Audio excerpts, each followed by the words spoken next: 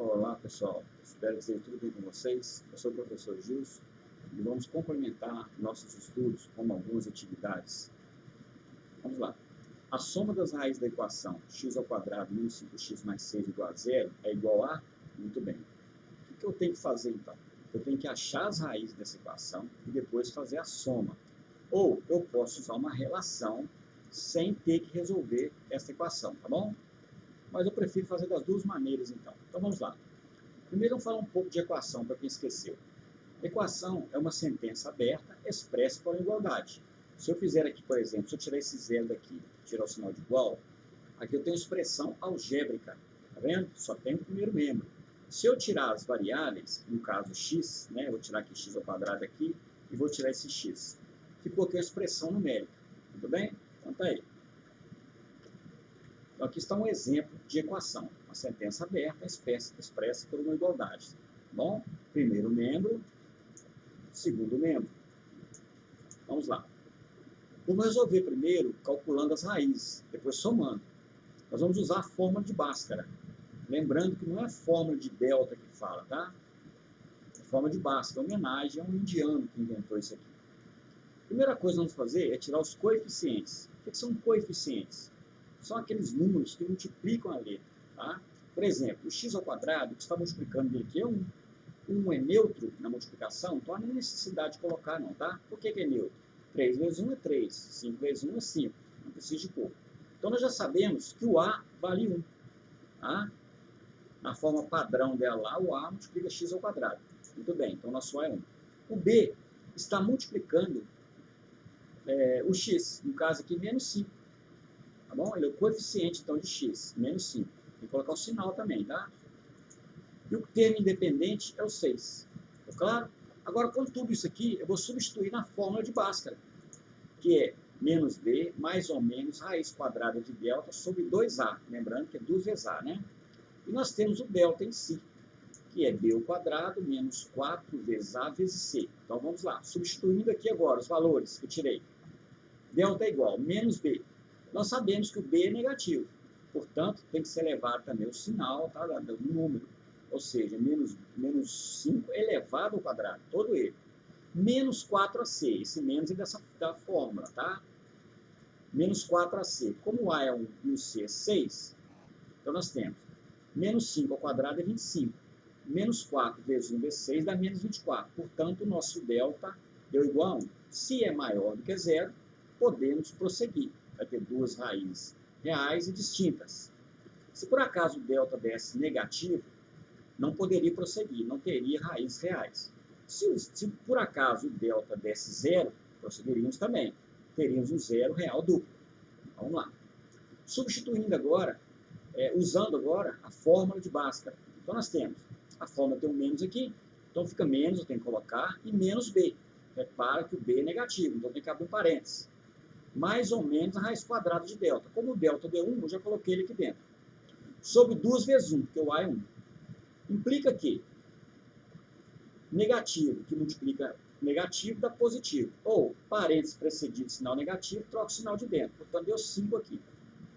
Aí ficou mais ou menos, raiz quadrada de 1 é 1, sobre 2 vezes 1, 2. Vamos lá, o x1. 5 mais 1, 6, por 2, 3.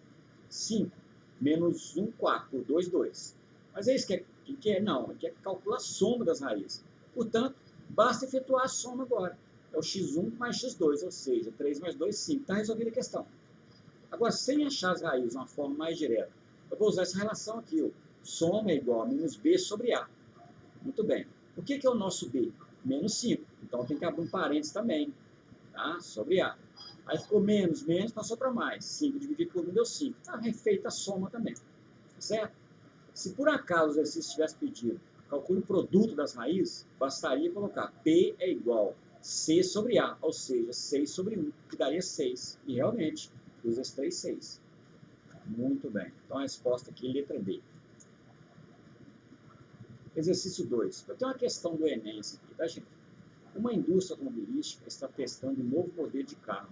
50 litros de combustível são colocados no tanque desse carro, que é dirigido em uma pista de teste até que todo o combustível tenha sido consumido. O segmento de reta no gráfico mostra o resultado desse teste, no qual a quantidade de combustível no tanque é indicada no eixo Y, vertical. Quantidade de combustível, tá bem? E a distância percorrida pelo automóvel é indicada no eixo X, horizontal. Então, nós podemos dizer assim, a quantidade de combustível em função da distância percorrida. Essa palavra em função pode ser trocada também por dependência, quer dizer, a quantidade de combustível dependendo da distância que ele percorreu. Então, há essa relação de dependência, função, tá, gente? Por exemplo, se eu falo assim, ó, a área de um quadrado é L ao quadrado. Peguei a forma mais simples aqui de geometria plana. Então, você perceba que a área depende do lado para ela existir. Não posso dizer que a área está em função do lado, onde o lado em si é a variável independente, ela já existe. E a área já é a variável dependente. Rapidamente aqui sobre função, tá? E nesse caso, nós vemos que a função linear está descendo ladeira abaixo aqui. Dá para perceber que ela é decrescente. Ah, mas tem outra forma de verificar isso? Tem. Vamos pegar aqui, por exemplo, ó. Eu tenho 100, quando ele percorreu a distância 100, eu tenho mais ou menos aqui a quantidade de litros que tinha, né? 40 e poucos. Muito bem. À medida que eu avanço, que eu aumento a distância, a quantidade de litros diminui. Ah, quer dizer que se eu aumentar o x e diminuir o y, ela é decrescente? Sim. Se por acaso eu aumentar o x e aumentar o y, ela não é decrescente, ela é crescente. Não é o caso aqui. Nesse caso é decrescente. Aí vamos à pergunta, então. A expressão algébrica que relaciona a quantidade de combustível no tanque e a distância percorrida pelo automóvel é? Qual será? Então, o que nós vamos fazer? Eu vou trabalhar aqui, eu poderia resolver de uma forma mais simples usando o conceito de terceiro ano, mas vocês estão no primeiro ano, não vão fazer isso, né?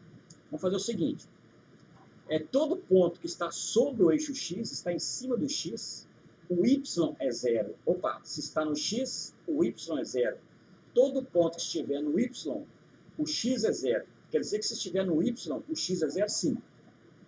Então, por exemplo, eu peguei aqui, ó, esse ponto A. É zero para X, não andou nada para a direita, mas subiu 50. Então, quer dizer que o ponto A nosso vai ser 0 para X, 50 para Y. Sempre o X vem primeiro do Y. Aqui é a abscissa, aqui é a ordenada. Esse é o eixo das ordenadas, esse aqui é o eixo das abscissas. Muito bem. Agora, vamos pegar esse valor aqui, o B, né, que eu chamei de B. Ele está sobre o eixo X.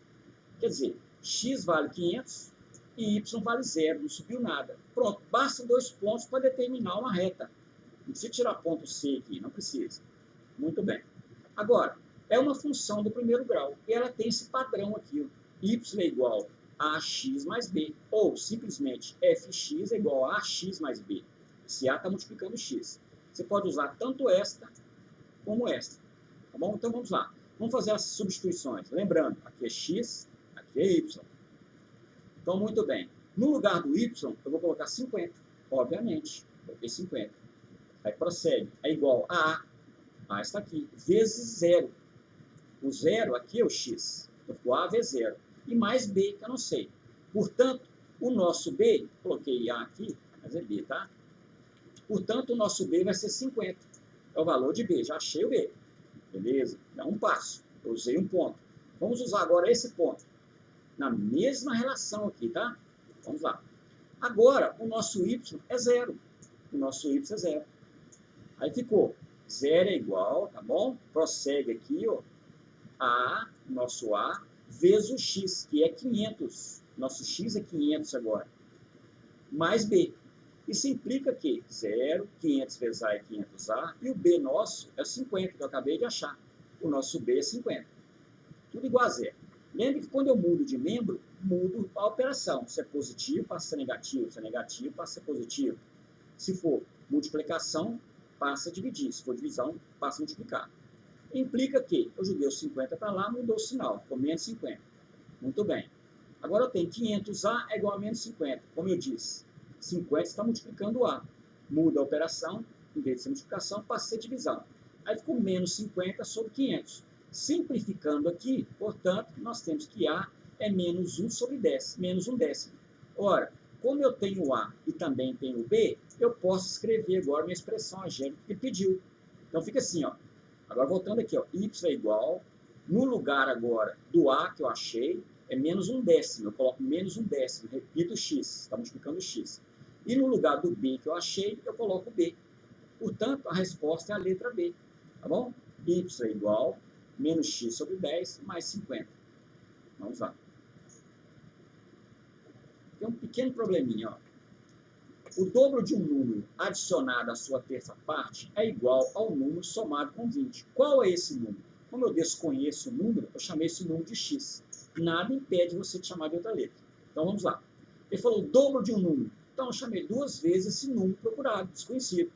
Adicionado mais a sua terça parte. Terça parte é dividir por 3. Se fosse quinta parte, seria dividir por 5. Então tá bom. Ele é igual ao próprio número, é igual ao número procurado, que é o x, adicionado 20, somado 20. Então ficou essa equaçãozinha aqui do primeiro grau. Por que do primeiro grau? Porque o expoente do x é igual a 1. Tá bom? Muito bem. Nós sabemos que o denominador aqui é 1. Como ele é neutro na divisão, assim como na multiplicação, não há necessidade de colocar o 1. Nem aqui e nem aqui. Eu vou tirar o MMC de tudo, depois eu cancelo. Então, o mínimo de comum de 3 aqui e 1, obviamente, é 3. Vou fazer a continha agora, com cuidado aí, tá? 3 dividido por 1 dá 3. 3 vezes 2 dá 6x. 3 vezes 2x dá 6x. 3 dividido por 3 dá 1. 1 vezes x dá x.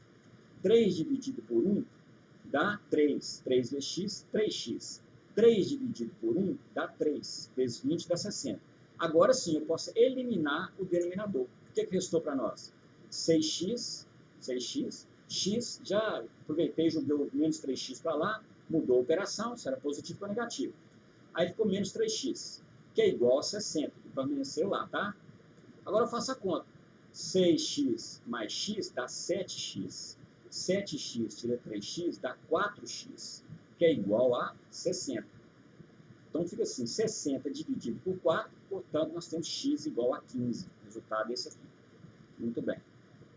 Uma outra aqui, ó. O gráfico de y é igual a x ao quadrado mais 5x mais 6 é da forma. Quer saber qual dessa aqui é a resposta correta? Muito bem.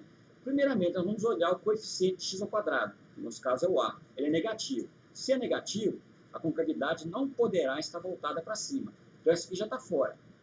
E também o expoente está elevado ao quadrado desse x. O maior expoente aqui do x está elevado ao quadrado. E, portanto, é uma parábola. Então, isso aqui também é uma reta, está fora. Então, pode ser esta ou pode ser esta. Qual o procedimento?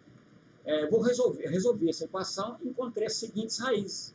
Um dos x é negativo e o outro é positivo. Então, aqui não pode. Ambos, aqui são as raízes. Onde intersecta o eixo x, tá? Onde a parábola intersecta o eixo x são as raízes. Como aqui dá para perceber que está à direita de 0 e que também está à direita, está fora. Esse aqui ficou à esquerda de 0 e o outro à direita, portanto, a resposta é a letra D. Muito bem. Aqui o que falou? Complete a tabela resolvendo o valor de y representado no plano. Então, eu vou completar, não tinha isso aqui não, tá? Então, o que eu vou fazer? Aqui está o x, que representa o domínio, e o y, que está no contra-domínio, que vai estar a imagem. Muito bem? Então, esse valor do domínio, eu posso atribuir valores, o que eu quiser, números reais, né? Qualquer número real. Como assim, fração, raiz, números irracionais, só não pode ser números que não sejam reais. Por exemplo, raiz quadrada de menos 4, não posso, mas números reais pode. Então, eu escolhi aqui do menos 2, poderia ter escolhido lá do menos 3, uma fração meio. Então, eu peguei esse menos 2 e vou substituir nessa função. Interessante, gente, que a função funciona como se fosse uma máquina. Se eu pegar, por exemplo, esse número, eu vou jogar aqui dentro. Ele vai sofrer uma transformação e vai virar 3. Interessante, né? E esse 3, na verdade, é chamado de imagem do menos 2. Esse menos 2 foi jogado na máquina, sofreu uma transformação e virou 3. Ele está no contradomínio e, nesse caso, é a imagem dele. Qual que é a imagem de menos 2? 3. Nessa função. Em outra função vai ser diferente. Muito bem. Então, basta fazer o seguinte. Onde estiver x, eu coloco menos 2. Aí eu tive que abrir um parênteses, porque o x é negativo. Tá vendo?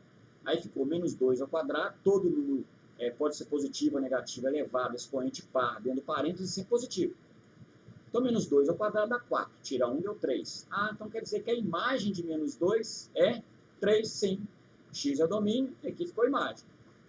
Menos 1, mesma forma. Abriu o parênteses que é negativo. Menos 1 ao quadrado dá 1. Menos 1 deu 0.